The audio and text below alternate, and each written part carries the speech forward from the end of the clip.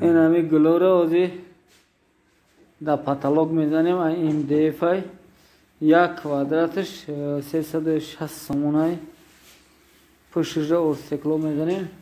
اینا پاتالوگ تیار کردگیم در درین میزنیم برادرو تا آخرش تماشا کنیم. انشاءالله میبینیم چی میشوه. دستگیریتون آیتون نبروره برادرو، کانال دستگیری کنین، لایک بجقین، کوروی مورد کاروچی MDF میگیریم، کلی اکفیس از شب چند جا میکنیم. MDF در پاتالوگ به اورسیکلو زدم، به معنی ایده این اورسیکلو میزنیم ویدیش نشتیک میشه. انشاءالله این تماشا کنه برادرو. یکون روز کس غلطید کورو بول غلطید خیلی گفت خواره.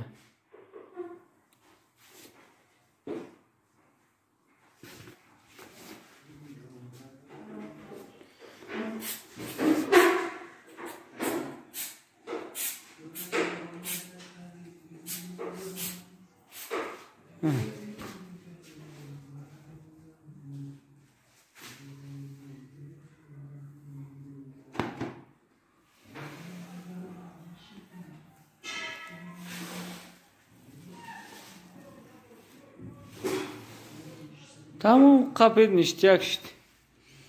اینم خیلی بد، اینم خیلی میشه کلوچی. عجیب بودی والله. اینه یا شد زدگی نیسته.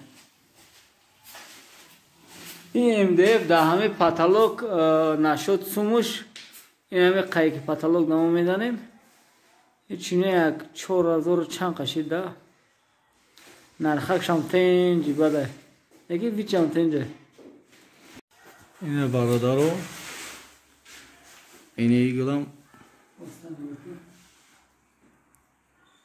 قریب اومد. اینا آخیرانش مونده سیان بچه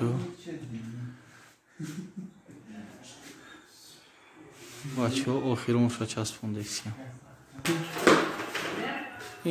برادرو کانال دستگیری کردن در ایاتون نبروریم. دستگیری شما پیشروی ما در ایماتون قدیلیت سکنیم ما اصلا میندور میشیم. باقی در امان الله نگهبانتون باشه، زنده باشیم.